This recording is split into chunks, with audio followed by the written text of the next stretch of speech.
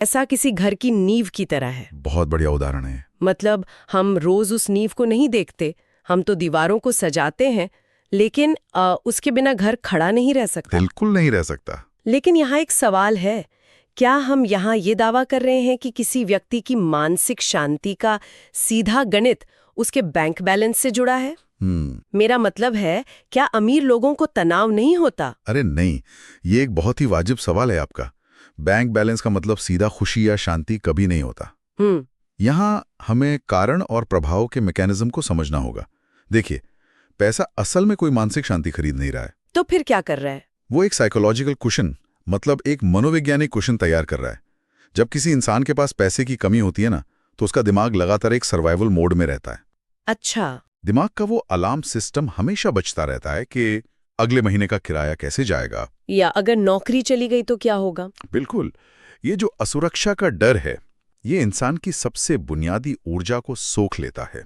तो पैसा बस इस डर को, इस अलार्म को बंद करने का काम करता है। समझ गई। मतलब ये शांति नहीं लाता, बल्कि उन आवाजों को खामोश कर देता है जो हमारी शांति छीनती हैं। ठीक यही बात है। इसे हम एक मेडिकल इमरजेंसी के उदाहरण से समझते हैं, जो स्रोत में भी बहुत गहराई से दिया गया है। हाँ, वो उदाहरण बहुत सटीक था। मतलब सोचिए, अगर किसी के परिवार में कोई अचानक बीमार पड़ जाए, एक ऐसा व्यक्ति जिसकी आर्थिक नींव कमजोर है, उसके लिए ये सिर्फ एक स्वास्थ्य समस्या नहीं है। हाँ, वो तो एक आर्थिक तबाही की शुरुआत हो जाती है। बिल्कुल। उसका दिमाग इस सोच में उलझ जाता है कि अस्पताल का बिल कैसे भरा जाएगा, काम से छुट्टी ली तो वेतन कटेगा, फिर बच्चों की फीस कैसे जाएगी। मतलब उसका दिमाग एक बहुत भारी कॉग्निटिव लोड से दब जाता है। वहीं दूसरी तरफ एक आर्थिक रूप से सुरक्षित व्यक्ति के लिए वो बीमारी सिर्फ एक मेडिकल समस्या है। मतलब उससे दुख होगा, चिंता भी होगी। हाँ, लेकिन वो सिर्फ बीमारी पर और इलाज पर ध्यान केंद्रित कर पाएगा। पैसा उस अतिरिक्त मानसिक पीड़ा को, उस कोलैटरल डैमेज को सोख लेता है। ये नजरिया काफी हद तक चीजों को साफ करता है। मतलब आर्थिक मजबूती हमें रोजमर्रा की उन अनगिनत छोटी बड़ी चिंताओं से आजाद करती है, जो दीमक की तरह हमारी ऊर्जा खा जाती हैं। एकदम सही। तो चलिए, अब मान लेते हैं कि ये नींव पक्की हो गई। ठीक है।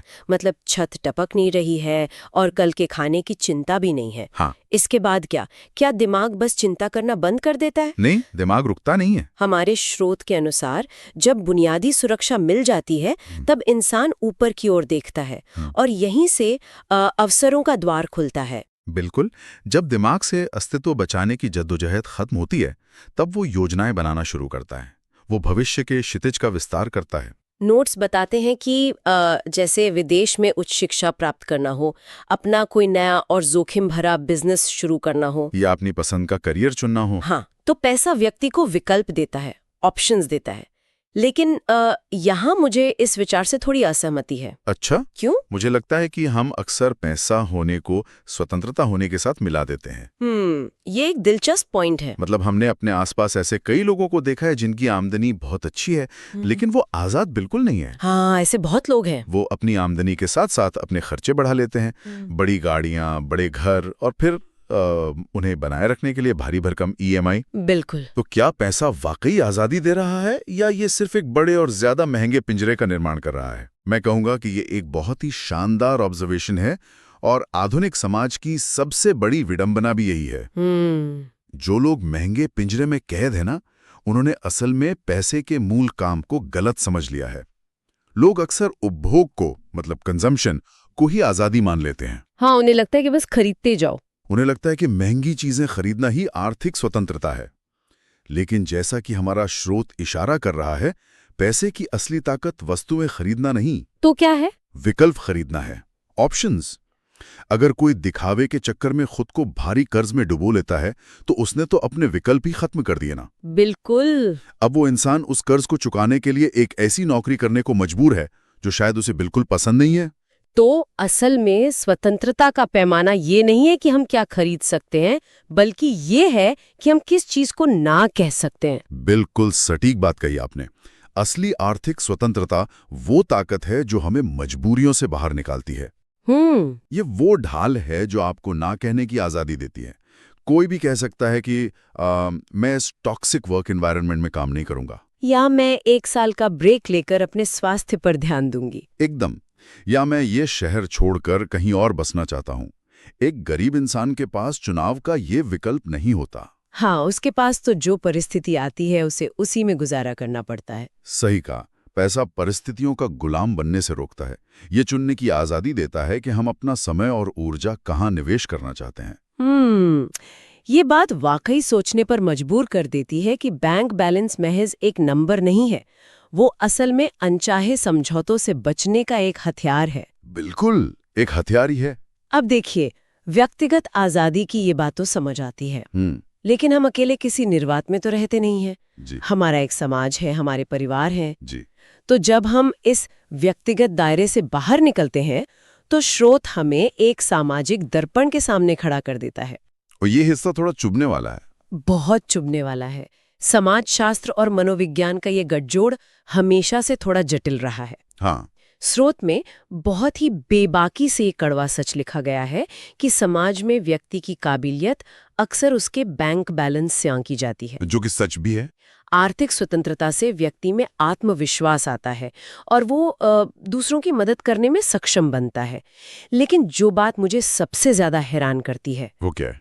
वो है मानवीय रिश्तों पर इसका प्रभाव। नोट्स में ना एक बहुत ही पुरानी और तीखी कहावत का जिक्र है कि खाली पेट प्यार नहीं होता। बहुत गहरी बात है ये। इसमें लिखा है कि घर की बुनियादी जरूरतें पूरी ना होने पर पैसों की कमी परिवारों में झगड़े और तनाव का कारण बनती है। जी। ईमानदारी से कहूं तो मुझे ये नजरिया थोड़ा ज्यादा ही व्यवहारिक या कहें कि सिनिकल लगता है। अच्छा। मतलब क्या हम ये मान रहे हैं कि मानवीय रिश्तों की बुनियाद भावनाओं, प्रेम और समर्पण पर नहीं बल्कि महज बैंक के खातों पर टिकी है? क्या ये इंसानियत को बहुत उथला साबित नहीं करता? देखिए, ये स्वाभाविक है कि ये विचार हमें असुविधाजनक लगे। हम सब ऐसी कहानियां सुनकर ही तो बड़े हुए हैं जहां प्रेम हर भौतिक मुश्किल पर जीत हासिल कर लेता है। बिल्कुल, फिल्मों में भी यही दिखाते हैं। लेकिन अगर हम इस कड़वे सच के पीछे के मैकेनिज्म को समझें तो ये बात प्रेम के उथलेपन की नहीं है, ये बात ह्यूमन बायोलॉजी और तनाव की है। बायोलॉजी की? हाँ। जब हम कहते हैं कि खाली पेट प्यार नहीं होता तो इसका मतलब ये बिल्कुल नहीं है कि कोई पैसों के लिए प्यार का सौदा कर रहा है। तो फिर असल में पर्दे के पीछे चल क्या रहा होता है? जब कोई इंसान जीवन की सबसे बुनियादी जरूरतों के लिए संघर्ष कर रहा होता है, जैसे आज रात का राशन कैसे आएगा, हाँ। या बच्चे की स्कूल की फीस कैसे जाएगी, तो उसके शरीर में कॉर्टिसोल जैसे स्ट्रेस हार्मोन का स्तर बहुत बढ़ जाता है। दिमाग का वो हिस्सा जो धैर्य, सहानुभूति और नरमी के लिए जिम्मेदार होता है, वो काम करना कम कर देता है। बाप रे। जब इंसान अंदर से डरा हुआ, थका हुआ और असुरक्षित होता है तो उसका चिड़चिड़ा होना एक बायोलॉजिकल प्रतिक्रिया है। मतलब वो सर्वाइवल मोड जिसके बारे में हमने शुरुआत में बात की थी, वो हमारे रिश्तों के बीच में आ जाता है। बिल्कुल वही होता है। बिजली का बिल भरना एक ऐसा मुद्दा बन जाता है जिस पर पति पत्नी के बीच भयंकर बहस हो सकती है। अब ये बहस इसलिए नहीं होगी कि उनके बीच प्यार खत्म हो गया है या वो स्वार्थी हो गए हैं। तो इसलिए हो रही है क्योंकि तनाव बहुत ज्यादा है। हाँ, पैसे की कमी ने उस प्यार को पनपने के लिए जो एक सुरक्षित और शांत वातावरण चाहिए था, उसे ही नष्ट कर दिया है। सही बात है। गरीबी और आर्थिक तंगी असल में कॉग्निटिव बैंडविड्थ, मतलब सोचने समझने की क्षमता पर एक भारी टैक्स लगाती है। जब आपका पूरा दिमाग सिर्फ गुजारा करने की उधेड़बुन में लगा हो तो किसी के पास अपने पार्टनर की भावनाएं समझने या बच्चों के साथ खेलने की मानसिक ऊर्जा बचती ही नहीं है। ये व्याख्या वाकई इस पूरी बात का नजरिया बदल देती है। एकदम। मतलब पैसों की कमी सीधे तौर पर प्यार को नहीं मारती, बल्कि वो उस जमीन को ही बंजर बना देती है जहां प्यार पनप सकता है। बिल्कुल सही पकड़ा आपने। तनाव रिश्तों को खा जाता है। और इसके विपरीत जब आर्थिक सुरक्षा होती है तो व्यक्ति का आत्मविश्वास बढ़ता है। मुझे स्रोत की एक लाइन बहुत गहरी लगी कि जब कोई खुद भूखा नहीं है तभी वो किसी और को भोजन कराने की उदारता दिखा सकता है। एकदम। समाज में सम्मान सिर्फ पैसा होने का नहीं होता, बल्कि उस पैसे से जो आत्मविश्वास, स्थिरता और दूसरों की मदद करने का सामर्थ्य आता है, उसका होता है। यही कारण है कि समाज आर्थिक रूप से स्थिर व्यक्ति को एक सेफ बेट के रूप में देखता है। ये कोई बहुत सतही बात नहीं है, ये एक इवोल्यूशनरी व्यवहार है। समूह हमेशा उसी व्यक्ति का सम्मान करता है जो संकट के समय में खुद को और दूसरों को संभाल सके। तो अब तक के विश्लेषण से ये बात साफ हो गई कि पैसा हमें सुरक्षा देता है, यह हमें ना कहने की आज़ादी देता है और यह हमारे रिश्तों को उस भयानक तनाव से बचाता है जो उन्हें अंदर से खोखला कर सकता है। बिल्कुल। अगर ये कागज का टुकड़ा इतना ही जादुई और जरूरी है तो कोई भी आम इंसान यही सोचेगा कि बस अपनी आंखें बंद करो और इसके पीछे भागो, जो कि ज्यादातर लोग करते भी हैं। हाँ, कि जिंदगी का एकमात्र लक्ष्य बस ज्यादा से ज्यादा पैसा कमाना होना चाहिए। लेकिन ठीक इसी मोड़ पर हमारे स्रोत में एक बहुत ही स्पष्ट और भारी चेतावनी दी गई है। और मैं कहूंगा कि ये चेतावनी इस पूरी चर्चा का सबसे महत्वपूर्ण हिस्सा है। बिल्कुल। ये साधन बनाम साध्य, मतलब मीन्स वर्सेस गोल की पहेली है। यहीं पर हम पैसे की शक्ति और उसकी सीमाओं के बीच का फर्क समझते हैं। नोट्स में कुछ पंक्तियां हैं जो कविता जैसी लगती हैं, लेकिन उनमें जीवन का सबसे कठोर मनोविज्ञान छिपा है। वो क्या है? स्रोत स्पष्ट रूप से कहता है कि पैसे को हमेशा साधन समझना चाहिए, अंतिम मंजिल या साध्य नहीं। पैसा सुविधाएं खरीद सकता है, सुकून नहीं। ये एक बेहद आरामदायक बिस्तर खरीद सकता है, लेकिन नींद नहीं खरीद सकता। बहुत गहरी बात है। ये दुनिया की सबसे महंगी घड़ी खरीद सकता है, लेकिन बीता हुआ समय वापस नहीं ला सकता।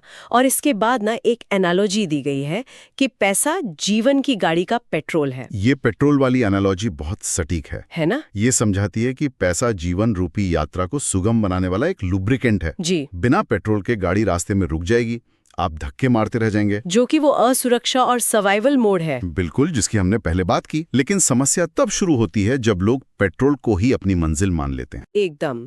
इसे अगर हम आज के संदर्भ में देखें तो बहुत से लोग उस ड्राइवर की तरह हो गए हैं जो अपनी गाड़ी लेकर निकला तो था किसी खूबसूरत पहाड़ी सफर के लिए, लेकिन रास्ते में वो एक पेट्रोल पंप पर रुका, उसने टैंक फुल कराया, फिर उसे लगा कि आगे शायद पेट्रोल ना मिले तो उसने डिब्बों में भी पेट्रोल भर लिया। और फिर वो इतना जुनूनी हो गया कि वो उसी पेट्रोल पंप पर खड़ा रहकर बस मीटर को बढ़ता हुआ देखने लगा। अरे बाप रे! उसने कभी अपनी गाड़ी को गियर में डाला ही नहीं।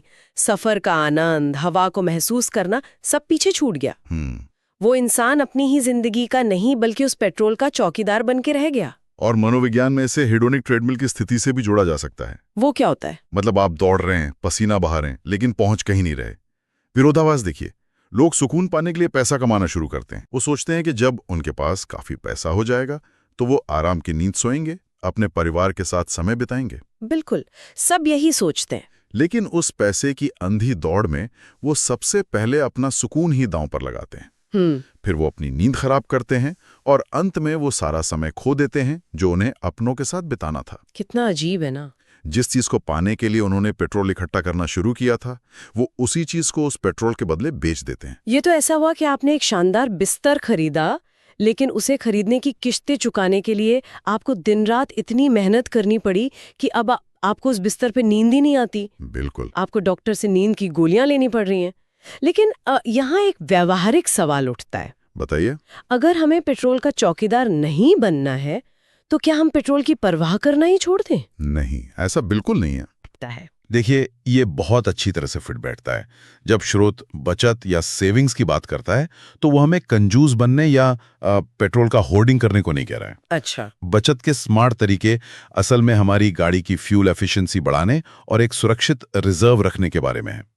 अगर आप अपने पैसे का मतलब अपने पेट्रोल का सही प्रबंधन नहीं करेंगे तो आपको बार बार हर छोटे पेट्रोल पंप पर रुकना पड़ेगा। वो भी एक तनाव है। बिल्कुल। सही बचत और निवेश आपको ये आज़ादी देते हैं कि आप एक बार टैंक फुल करें और फिर लंबी दूरी तक बिना किसी तनाव के सिर्फ अपनी यात्रा का आनंद ले सकें। मतलब अपने जीवन का आनंद ले सकें। जी, ये व्यावहारिकता ही आपको उस दार्शनिक आज़ादी तक पहुंचाती है। ये एक बहुत ही संतुलित दृष्टिकोण है।